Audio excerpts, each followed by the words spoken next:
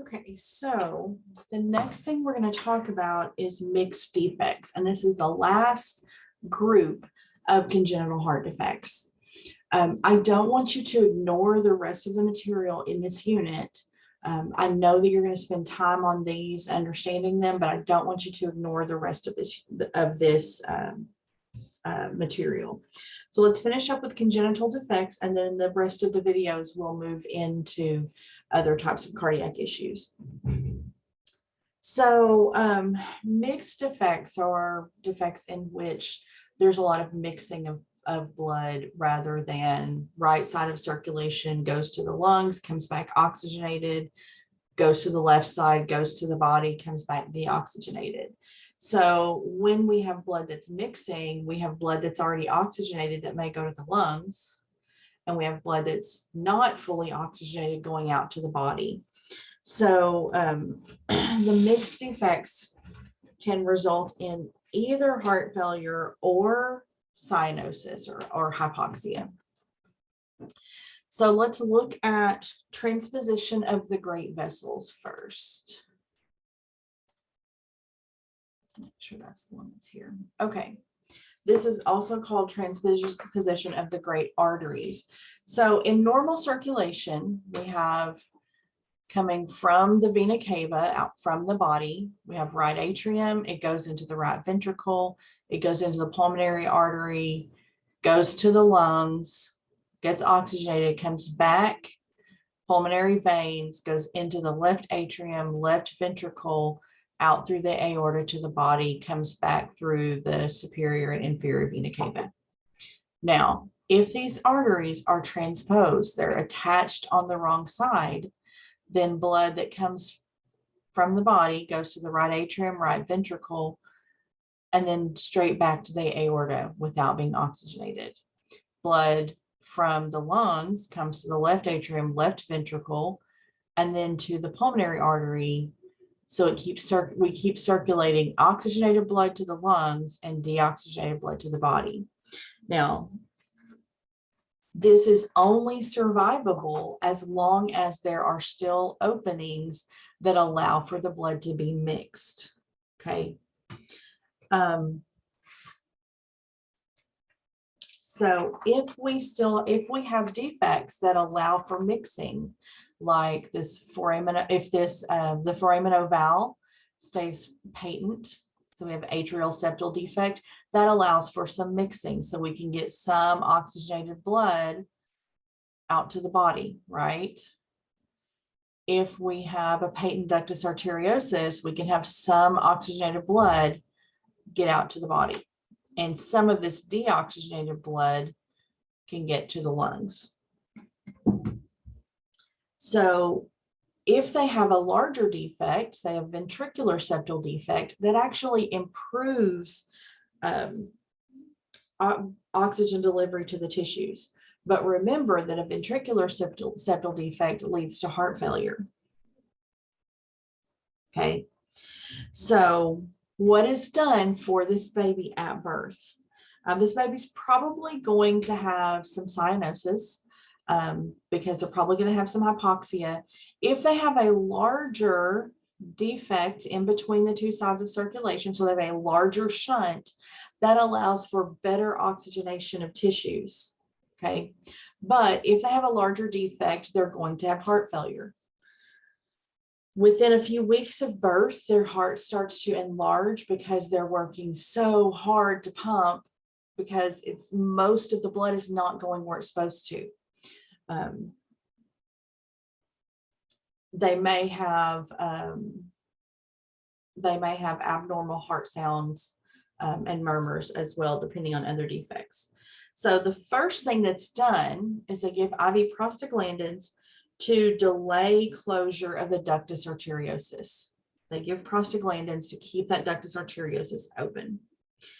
The next thing that's usually done is by cardiac cath. Remember the heart cath procedure, they actually make an opening in the septum. If that foramen ovale has closed, they create an atrial septal defect to allow mixing. Those are temporary procedures that allow mixed blood to be delivered so the baby can get some oxygenated blood to tissues and some deoxygenated blood to the lungs, just so that they can survive. Okay. Now, these babies sometimes will have hypercyanotic spells as well.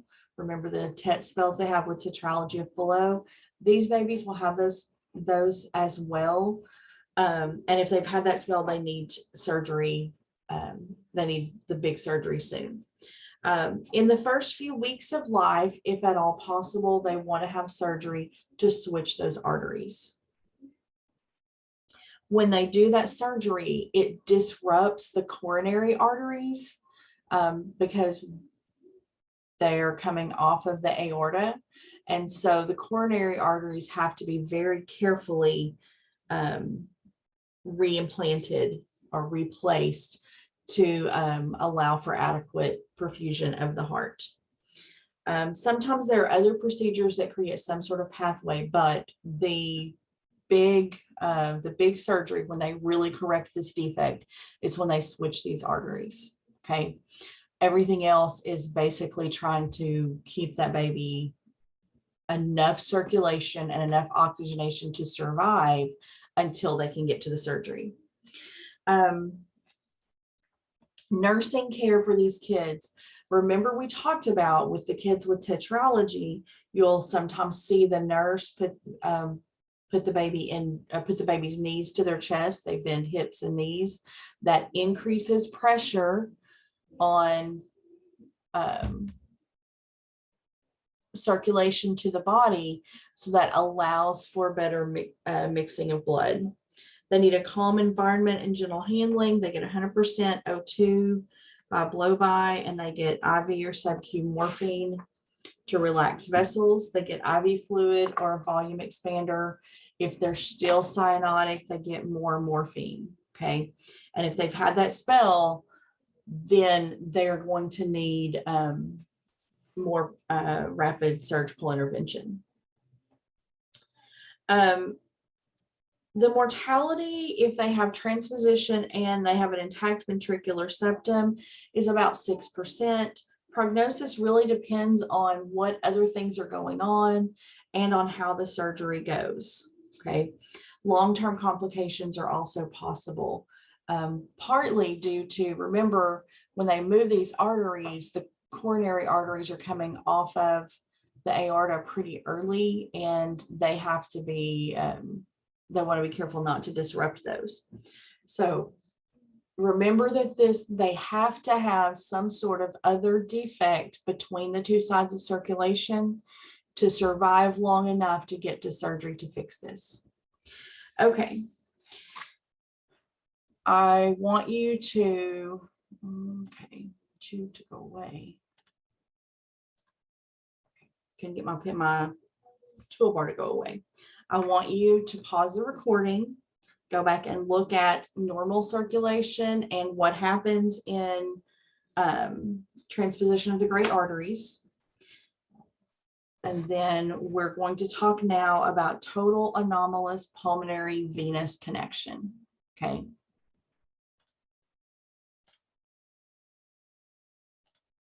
And we're going to start this one with, where do the pulmonary veins connect to begin with?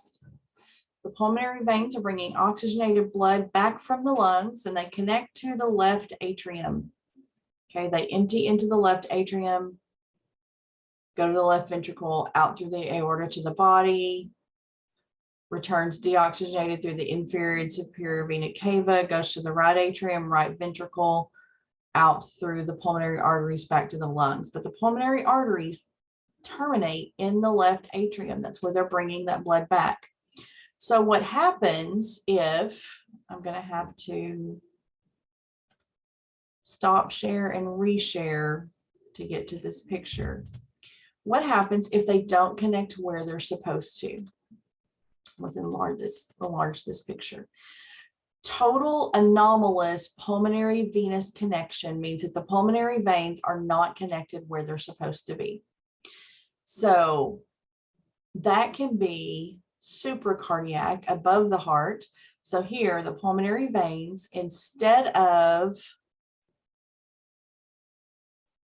connecting to, instead of connecting to the left atrium, they connect back to the superior vena cava. So they mix that oxygenated blood. It goes into the right atrium, right ventricle, and goes right back to the lungs. Okay, you can see we've got deoxygenated blood coming from the vena cava. That's what should be going to the right atrium, but we return this oxygenated blood back and send it back through, back to the lungs again. So we're not getting blood into the left atrium to go to the left ventricle to go out to the body. So what happens?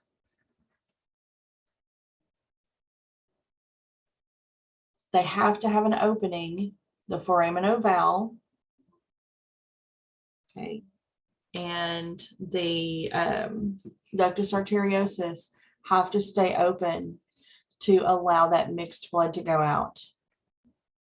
Does everybody see why we have to have the foramen ovale here to get blood into the left atrium? Okay, so they keep an atrial septal defect. So if this closes, they're going to have to go back in and open it, just like with the transposition. They're going to have to go back in and keep that ASD open. Okay, so this is when they go into the superior vena cava. Now, they can actually go in directly into the right atrium instead of to the left atrium with the same thing going on. They should be going to the left atrium. Instead, they go over to the right atrium. So again, we're putting oxygenated blood into the right atrium, right ventricle, going back to the lungs. So we've got mixed blood going back to be oxygenated. It comes back oxygenated, but instead of going to the left atrium, it's still dumping into the right atrium. So again, they have to have that atrial septal defect for the blood to continue to shunt back over right to left. They've got to have that right to left shunt to be able to survive. Okay. So now let's look at what if they are lower. What if these connect down to the inferior vena cava?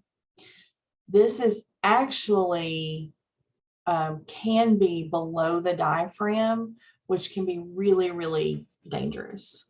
Okay. So see where the pulmonary veins, instead of connecting to the left atrium, they're down here going to the inferior vena cava. If this connection is below the diaphragm, that actually can obstruct blood being able to leave the lungs. It can obstruct blood being able to get out of here. Okay, because these vessels, as they're below the diaphragm, can get obstructed. Okay, so what does this baby look like? Well, if we're not getting oxygenated blood out to the baby and we're keep dumping deoxygenated blood back in the lungs, but we send it back, we send the oxygenated back to the lungs as well. We're not sending, what we're sending to the baby is all mixed. We're going to have a baby with cyanosis. It's going to get worse if they have pulmonary obstruction. It's going to get worse as they cannot get blood to the lungs because they can't get blood out of the lungs. And because we're sending all the blood back through the lungs, or almost all of it, very little is, or less is going out through the aorta. We're sending all this blood to the lungs. They have heart failure, and that's progressively worse. So they have both hypoxia or hypoxemia and heart failure. Okay. Mortality is 5 to 10% without obstruction, but if they have this infradiaphragmatic below the diaphragm and it's obstructed, then mortality is 20%. Surgical repair is trying to get pulmonary veins connected to the left atrium. Okay. And that's going to depend on where they're connected and how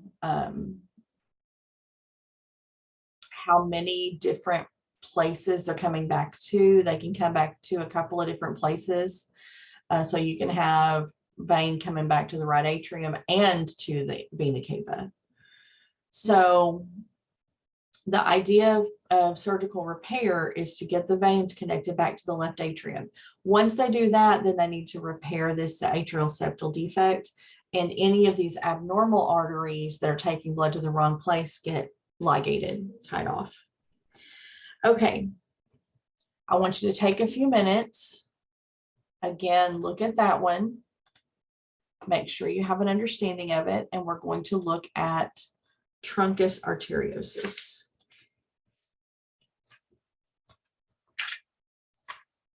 Okay, truncus arteriosus, let's enlarge this a bit. We've got normal heart on the side again. Instead of having pulmonary arteries that come out of the right ventricle, aorta that comes out of the left ventricle, there's one big artery. They're combined. They're not separated, and they're over. They override both ventricles, so that we're getting blood from the right and the left ventricles going into this big trunk, and then mixing and going to the lungs and and out to the body. So what does that mean? If there's less pressure on the pulmonary side, that means we're going to send more blood to the pulmonary side, and so they're going to have heart failure. But they can also sometimes send less blood to the pulmonary side and more to the systemic side. Usually you're going to see more blood going to the pulmonary side than should be. So they have moderate to severe heart failure. They can have varying cyanosis. Okay, if blood decreases to the pulmonary side, then they get more cyanotic. They have poor growth, poor activity tolerance. They may have heart murmurs, systolic and or diastolic. Closure is best within the first month if possible. They have to have the baby stable enough to close. And what they want to do is attach the pulmonary arteries to the right ventricle and use grafts, and then leave the aorta attached to the left ventricle and close that septal defect. Sometimes they have to use conduit if they use grafts that will grow with the child, that's better, but sometimes that's not possible and they have to use conduit. So as the child grows, they can outgrow that conduit that's not organic and have to have it replaced. The prognosis, the mortality for this is greater than 10%. So these are sick kiddos. The surgery is risky. Not having the surgery is much riskier. So this is one of the harder ones. Okay, I want you to take some time, spend a little time with that one. Make sure you understand the blood flow issues, what it's going to look like. Make sure that the name of it makes sense to you. And we're going to go to hypoplastic left heart syndrome. This is when the left ventricle, the left side of the heart doesn't form as well, but the left ventricle is a big part of one of the most serious issues. So the left side of the heart is underdeveloped. That means the right side is overdeveloped. You can see we have the left side is usually larger and more developed than the right because the left side's pumping to the body. Most of the blood from the left atrium can't go into the ventricle. They may also have atresia of this, they have aortic atresia, sorry. So the left ventricle can't get blood through the aorta very well because it's really tiny too. So most of the blood that goes into the left atrium from the lungs ends up going back over into the right atrium through this atrial septal defect. If the foramen valve closes, they have to go reopen it temporarily. Okay, so we have mixed blood goes into the right ventricle. The right ventricle is way overgrown because now it's pumping blood to the lungs and the whole body.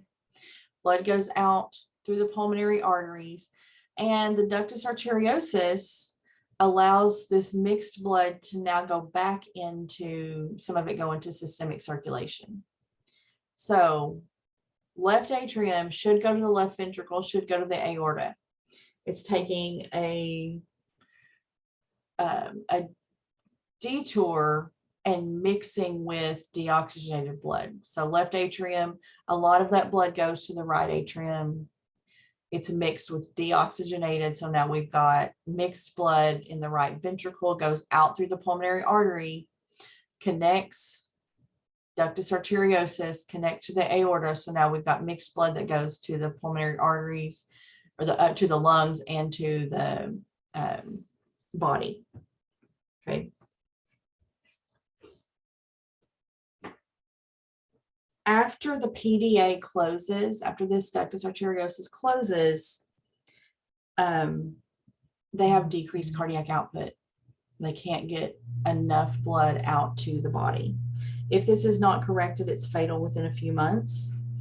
So what does this look like? Well, when this baby's born, because they've got these openings, they have mild cyanosis. They can circulate blood, but they're circulating mixed blood, not completely oxygenated blood. So they have mild cyanosis.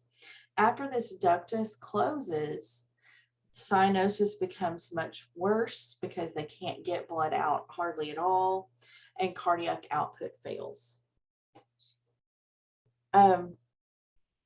Non-surgical intervention. So immediately at birth, this baby is put on a ventilator and they have support for inotropic support, is meds to keep their heart contracting. It increases the strength of contractions, okay, to maintain what circulation they have.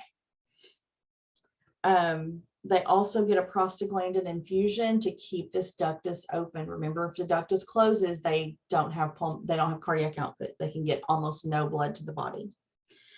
Surgical repair, they're going to repair this in stages similar to a tricuspid atresia. Remember, the tricuspid atresia, they had to do one stage at a time.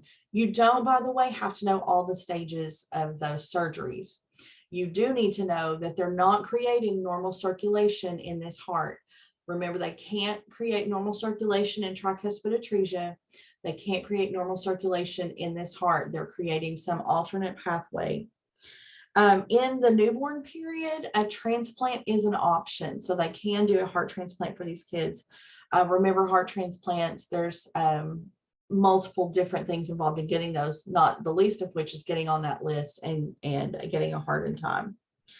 Prognosis, there's a really wide variation in prognosis depending on where this child is taken care of. So this is a child that we want in a hospital that specializes in these severe heart defects. There's about 10% mortality with the first stage surgery. After that, with the second and third stage repairs, that drops to about 5%. So if they get through the first stage surgery, they're more likely to survive.